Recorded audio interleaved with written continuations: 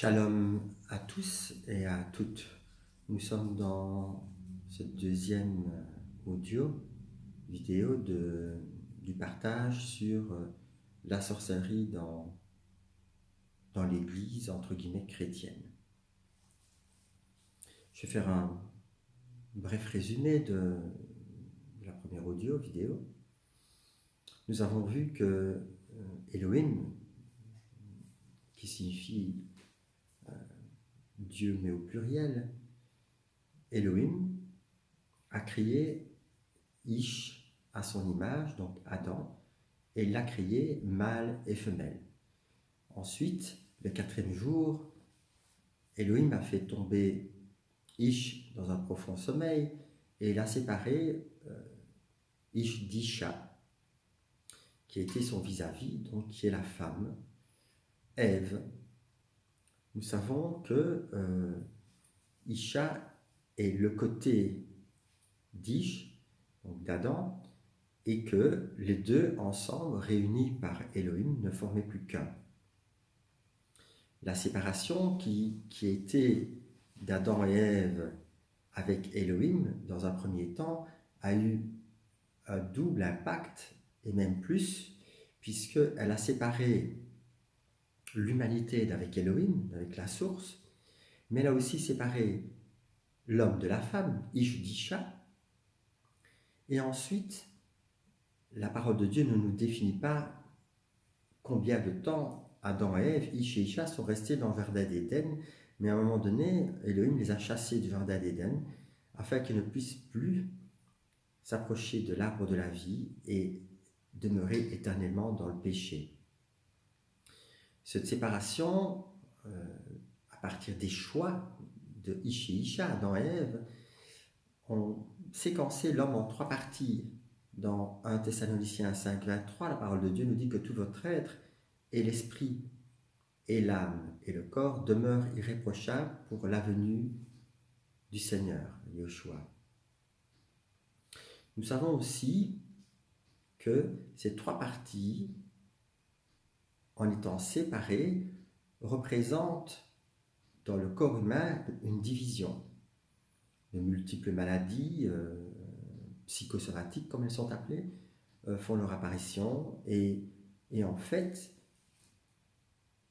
ce corps, notre corps, a aussi une symbolique importante qui est le temple.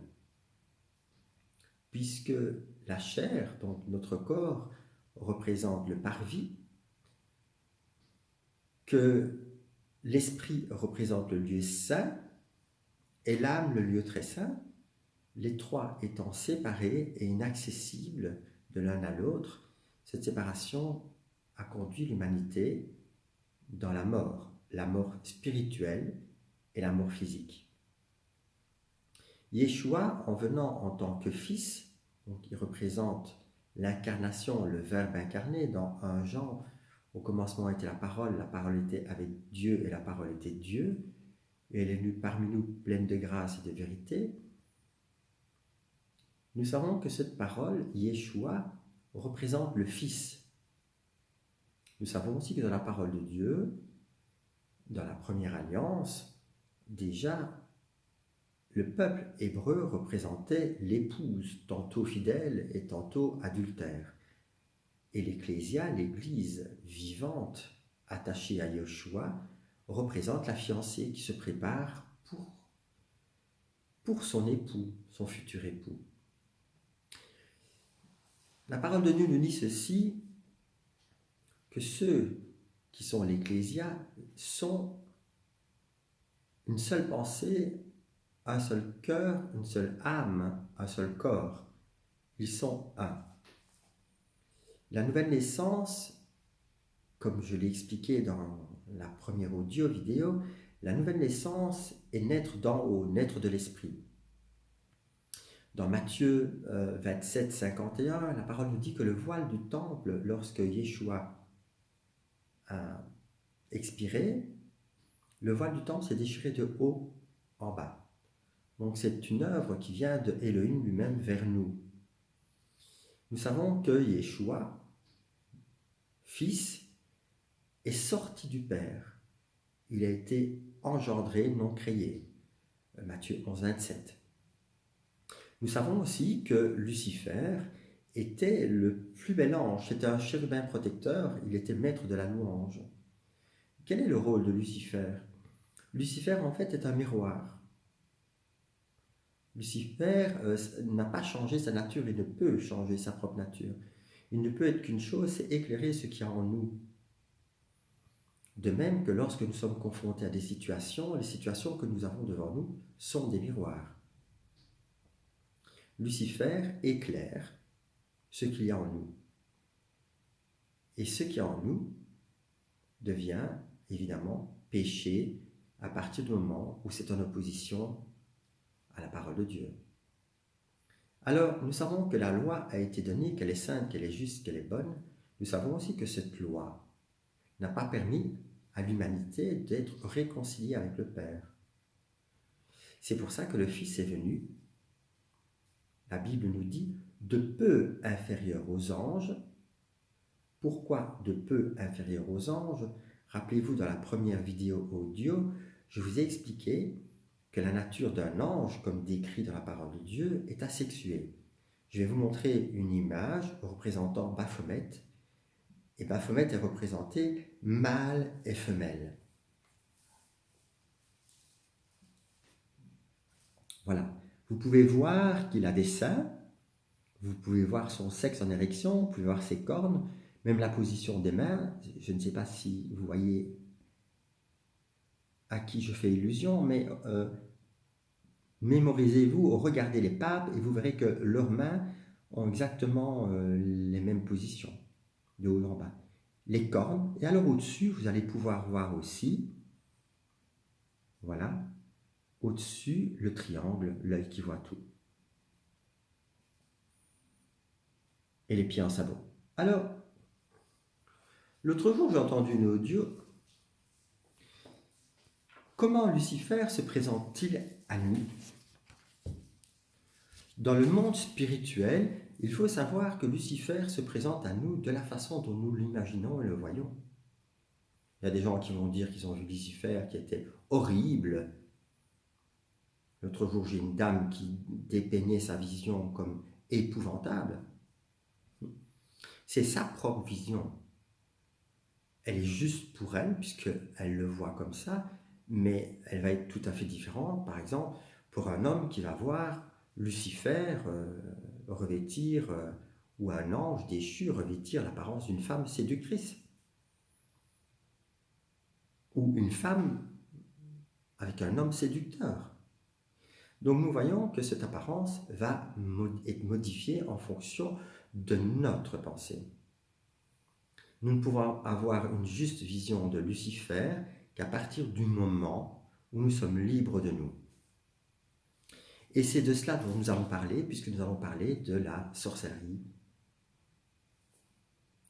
chrétienne. Je mets chrétienne entre guillemets, puisque pour moi, ça ne représente en rien l'Ecclésia. Donc, Lucifer est décrit dans Ésaïe 14,12, si vous voulez avoir des références par rapport à ça.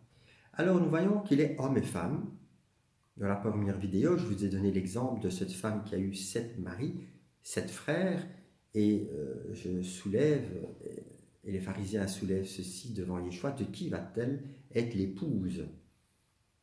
Et il va répondre, d'aucun, puisque après, les hommes et les femmes seront semblables aux anges,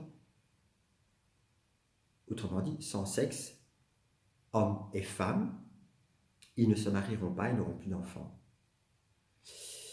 Voilà la nature qui attend l'humanité, réconciliée avec le Père. Alors, il y a une chose importante dans le milieu et dans le monde spirituel, il y a ce qu'on appelle la nouvelle naissance. La nouvelle naissance n'est vraie et réalisée qu'à partir du moment où nous sommes nés de l'Esprit. Autrement dit, si ce voile qui est devant nos yeux n'est pas déchiré par l'œuvre du roi Kodesh qui vient en nous, nous serons toujours dans nos choix, nos décisions. Quand est-ce que je fais bien, quand est-ce que je fais mal? L'exemple parfait du Fils, c'est l'exemple du Fils qui dit « Pas ma volonté, Père, ta volonté ». Et ça doit agir dans les trois parties de notre corps. Ainsi, lorsque Yeshua, dans le jardin de Gethsémani, va par 3 fois dire « Si c'est possible, Père, que je ne boive de cette coupe », il va le dire une première fois dans ses pensées, une seconde fois dans son âme, et une troisième fois dans son corps. Donc les trois, ensemble, se soumettent totalement à la volonté du Père, en passant par la croix. C'est la même chose pour nous. Si nous ne laissons pas le roi Kodesh nous libérer, et quand je dis nous libérer, ce n'est pas cacher, ôter ou couvrir notre passé, mais libérer dans le sens où tout doit passer par la croix. Comme je dis, la croix a 2 dimensions. Je vais vous montrer l'exemple, on a cette partie ici de la croix qui représente notre passé. Nous avons au centre la volonté, le « je », et l'autre partie qui représente notre futur. Alors, pour dire « je », ici, maintenant, en toi, Père, pas ma volonté, Père, ta volonté, il faut être libre de son passé. Autrement dit, il faut que l'enfant que nous avons été soit intégré à notre personnalité, non pas à cause de ce que j'ai vécu, mais grâce. Ainsi, tous les pardons, tous les renoncements que je vais pouvoir faire grâce au roi Kodesh vont m'amener dans l'abandon total. Mais l'abandon total n'est réel et vécu qu'à partir du moment où je vis l'instant présent. Si à travers mes pensées, je me projette dans mon futur, je quitte l'instant présent. Il y a des tas de passages dans la parole de Dieu, par exemple, l'exemple du lys qui ne tisse. Et pourtant, la parole de Dieu nous dit que Salomon, dans toute sa splendeur, n'a pas été habillé mieux que ce lys. Ou les oiseaux du ciel qui ne sèment ni ne moissonnent. Comprendre cette réalité d'Elohim qui prend soin de ses enfants, Elohim en tant que père, donc Hachem prend soin de ses enfants, ou aussi, on l'appelle aussi Yahweh ou Yahwa, le père, mais ça c'est un autre sujet, nous en parlerons peut-être une autre fois. Savoir cette réalité nous conduit justement à passer du renoncement, où j'ai encore une action, quelque chose qui vient de moi, je peux renoncer à quelque chose. L'apôtre Paul va donner l'exemple du coureur dans le stade qui court en regardant la couronne. Et la couronne, nous savons que la couronne, c'est Christ. Non pas que je m'en suis saisi, mais je cours comme pour l'atteindre. Il est évident que le coureur dans le stade doit garder tout son corps en bride, dont la langue qui est comme un feu. Pourquoi la langue est comme un feu? Puisque si Yeshua est la parole vivante, et que nous sommes appelés à devenir une épître vivante, il est évident que nos paroles, venant de nos pensées, doivent être conformes aussi à la parole de Dieu et à nos vies. Combien de prédicateurs n'ai-je pas entendu partager la parole et voir leur vie en totale opposition avec ce qu'ils disent? C'est une certitude qu'aux yeux d'Elohim, c'est un menteur. Et le Seigneur ne peut pas confirmer sa parole à travers la bouche d'un menteur. D'une bouche ne peut pas sortir une bénédiction ou une malédiction. Donc, pour comprendre cette dimension spirituelle et ce principe de sorcellerie chrétienne, nous allons voir plusieurs sujets. Le premier sujet est l'évangile de prospérité. Nous savons qu'un peu de levain fait lever toute la pâte. Qu'est-ce que le levain? Il y a 3 types de levain en fait. le levain des pharisiens, et Yeshua va l'appeler levain des pharisiens, donc c'est toute la religiosité. Non pas qu'il ne parle pas d'Élohim, il parle d'Élohim, mais à l'image de ces pharisiens, il lit des fardeaux et des fagots sur le dos des gens, et eux-mêmes sont incapables d'en bouger une seule brindille. Il a parlé d'eux comme hypocrites, sépulcre blanchi, race de vipères. Pourquoi? Parce qu'ils empêchent non seulement les autres d'en rentrer dans le royaume des cieux, mais eux-mêmes sont incapables d'y entrer. Il va aussi parler d'eux comme d'aveugles qui conduisent des aveugles. Pourquoi les définit-il comme ça? Alors que nous savons que les pharisiens étaient considérés par le peuple comme des grands saints, des érudits. Nous avons ici l'exemple de la théologie. Vous pouvez apprendre par cœur et connaître par cœur toute la parole, si elle n'est pas réma, si elle n'est pas révélée, et si elle ne devient pas vivante dans vos vies, c'est tout simplement une lettre. Et la lettre tue. Et Yeshua va dire aussi qu'ils en ont renié la puissance. Ils font œuvre de piété, ils ont l'apparence de la piété, mais ils en ont renié ce qui en fait la force. Qu'est-ce que la force de la parole? La première chose, c'est d'être en accord avec cette parole. Et nous ne pouvons pas par nous-mêmes. Je peux renoncer à moi autant que je veux. Ce n'est pas ça qui va me libérer de moi. Je ne peux être libre de moi qu'à partir du moment où je laisse le roi Kodesh conduire cette partie de moi à la croix, cette partie dans mon esprit. Je ne veux et je ne dis plus rien de moi, mais uniquement ce que le Père me demande de dire. Mon âme n'est plus sujette aux sentiments. Les sentiments, ça sent et ça ment. Autrement dit, il faut faire très attention à tout ce qui est visuel, auditif. Qu'est-ce que je mange en fait? Qu'est-ce que j'entends? Qu'est-ce que je regarde? Vous avez des assemblées où tout est fait en fonction des sentiments. Vous avez une musique d'ambiance qui est mise en place. Vous avez une organisation impeccable. Tout est à l'extérieur. Il n'y a rien qui se passe à l'intérieur. Donc, comme je vous disais, l'exemple du temple avec le parvis flatte la chair. Donc nous avons le parvis, puis nous avons l'autel des holocaustes. L'autel des holocaustes, nous savons que le sacrifice parfait est Yeshua. Il est mort une fois pour toutes. Ensuite, nous avons la cuve. Cette cuve d'airain est là pour nettoyer les sentiments, justement. Tout doit être purifié. Et pour cela, le roi Kodesh va éclairer chaque partie de notre passé pour le ramener à l'instant présent. Pourquoi est-ce que j'agis de telle façon? Pourquoi ai-je peur?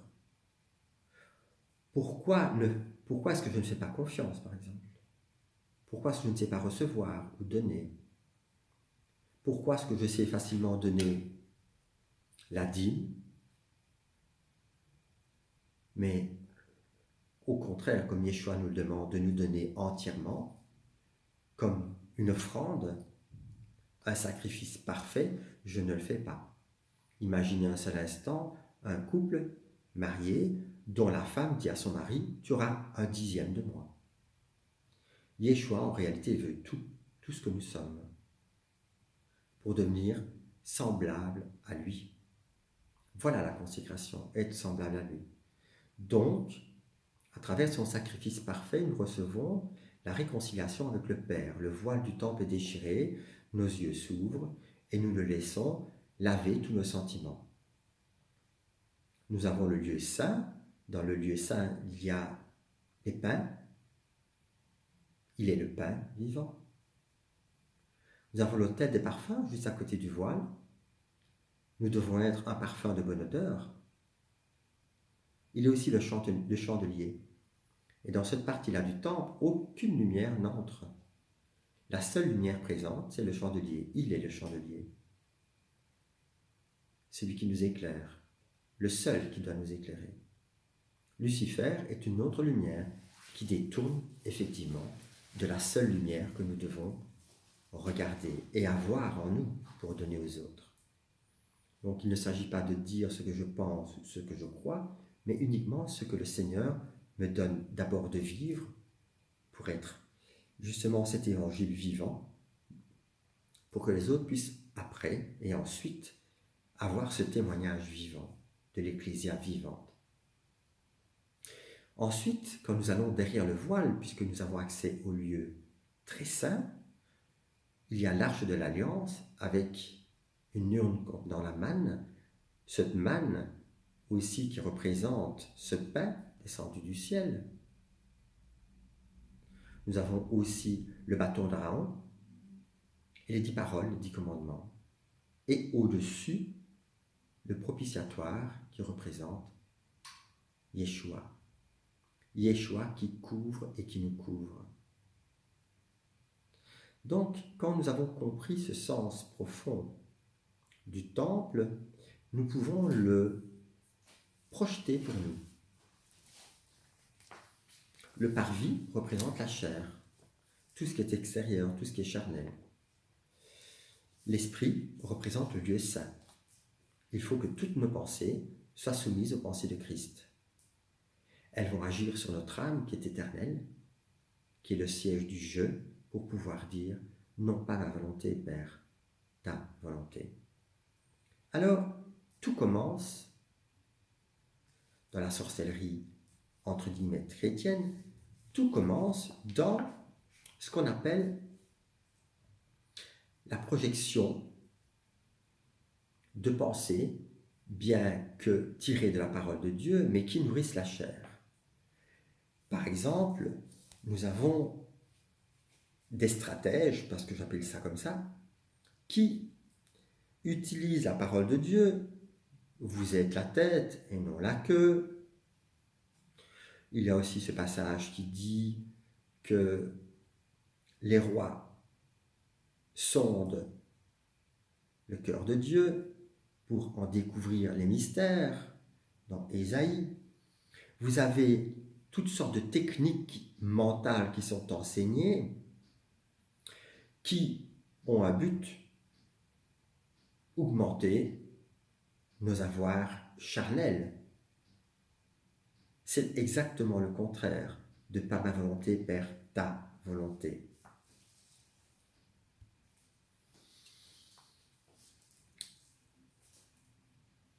Puisque nous renforçons notre ego, notre je, à la manière des pharisiens, en se saisissant de la parole de Dieu, d'Élohim, nous avons alors toutes sortes de techniques qui sont enseignées, des techniques qui appellent la prospérité, des techniques en fait qui vont jusqu'à la visualisation mentale par rapport à certaines choses.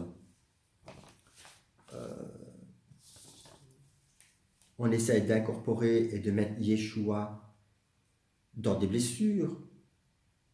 On essaie de le mettre dans l'abondance, dans la prospérité, en faisant objection de toute la parole de Dieu qui va dans le sens contraire. On a des personnes qui suivent un système, qui suivent des pasteurs ou des anciens. Ces personnes-là n'ont aucune relation personnelle directe avec Yeshua, mais suivent des personnes. Personnes qui se sont substituées à la seule tête, Yeshua. Donc,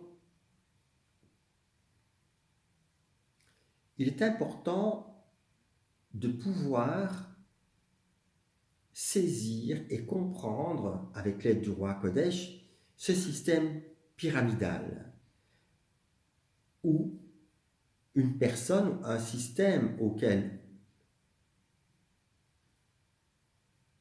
les gens sont identifiés quand ils vont dire « je suis de telle dénomination » ou de telle dénomination, eh bien, effectivement, comme l'apôtre Paul a dit, vous dites que vous êtes de Pierre, de Paul ou d'Apollos, en réalité, vous n'êtes à aucun, vous êtes à Christ. Cependant, il faut vraiment être à Christ.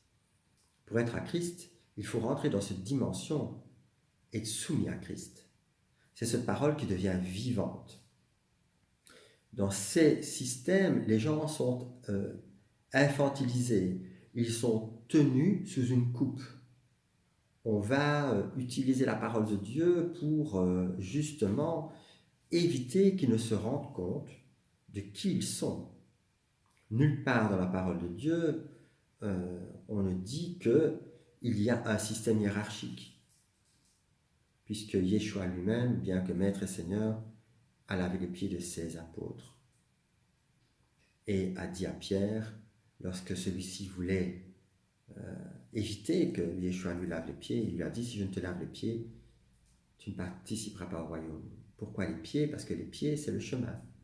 Si le Seigneur ne sanctifie pas le chemin, tous les actes qui vont sortir, toutes les paroles qui vont sortir seront contre Christ. Nous voyons que c'est lui qui trace le chemin et personne d'autre. Donc, ce passage, par exemple, est utilisé ne quittez pas vos assemblées dans Hébreux 10, 25, en fait est une mauvaise traduction parce qu'à partir du grec, ça veut dire par le rassemblement de nous-mêmes. Et quand vous lisez toute la lettre, ça veut dire ne cessez pas de vous rassembler. Ce qui confirme exactement ce fait qui veut dire lorsque 2 ou 3 sont rassemblés en mon nom, je suis au milieu d'eux. Donc l'ecclésia est vivante à partir de 2 personnes où 2 personnes se rassemblent, peu importe le lieu, l'endroit. Mais c'est le Seigneur aussi qui rassemble. Donc cette traduction, vous pouvez la retrouver aussi dans la Darby ou dans le grec. Donc ce que je veux dire ici, c'est que les techniques qui sont utilisées dans ces systèmes de motivation nous éloignent évidemment, comme je disais l'autre jour à une dame, qui est constamment dans la crainte, dans la peur, dans le doute, qui est impatiente. Je lui dis, mais où sont les fruits de l'esprit en toi? Galates 5, 22. Si les endroits où tu vas prier, entre guillemets, étaient vraiment attachés à la source, tout cela devrait partir, passer par la croix. L'amour parfait bannit la crainte. Autrement dit, lorsque je suis parfait dans l'amour, je ne crains plus rien. Où sont les fruits de l'esprit? Combien de personnes je ne vois pas fréquenter ces milieux et avoir peur de tout ou fonctionner exactement comme le monde? Pire, cette sorcellerie chrétienne qui est rentrée dans tous ces systèmes et qui est utilisée maintenant à grands cris, comme par exemple, ce sont les violents qui s'emparent du royaume des cieux, Matthieu 11, 12, ou bien il faut pénétrer le cœur de Dieu, sont tout à fait opposés à la parole de Dieu. Ces proclamations ne sont pas réma, elles ne sont pas révélées, et ne confirment pas la parole de Dieu, que du contraire, elles éloignent les personnes. Elle amène à une réalisation de soi. Alors, il serait beaucoup plus intelligent pour ces personnes de faire de la gestion de pensée. C'est les techniques que l'on enseigne et qui sont beaucoup, beaucoup plus fiables et qui vont beaucoup plus loin. Au moins, ils seraient en accord avec eux-mêmes parce que Christ n'a rien à voir là-dedans. Donc, ces personnes qui cherchent des privilèges physiques, spirituels venant du Seigneur, sans passer par la croix, sont dans le démoniaque et non pas en Christ. Alors, on a cette technique de visualisation mentale qui est christianisée. Comme je vous disais, on lit des paroles à voix haute, on les proclame, on les saisit. J'ai vu dans des endroits où on demandait aux gens de mettre de l'argent dans des enveloppes et de proclamer que Dieu allait multiplier par 10, par 50, par 100. Waouh!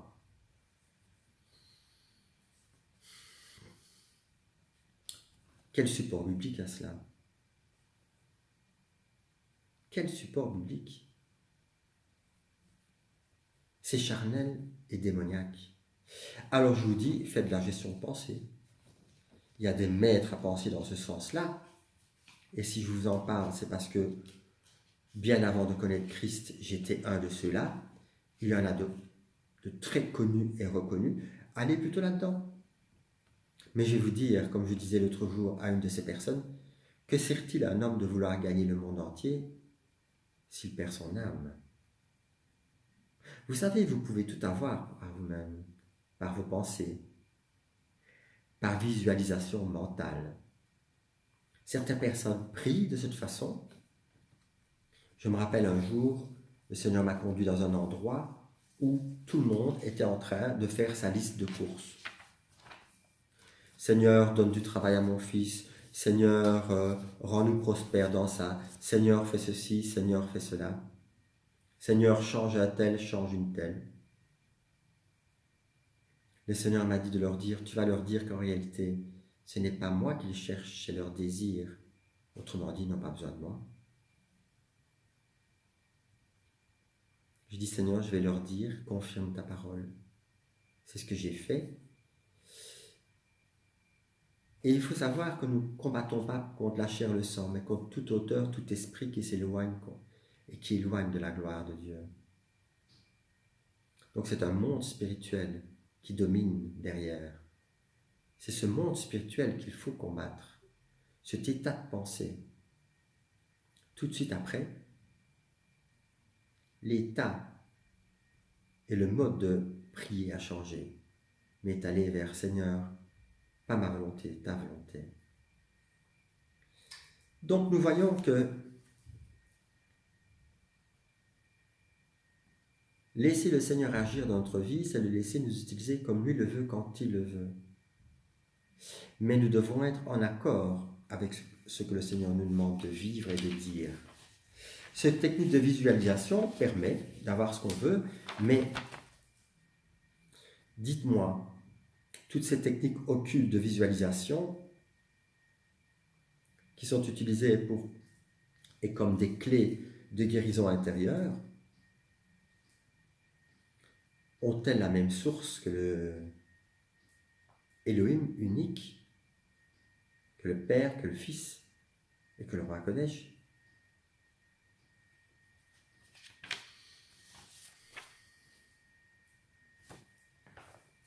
Alors tous ces concepts occultes qui sont pratiqués maintenant dans ce qui est appelé Église ne sanctifient pas,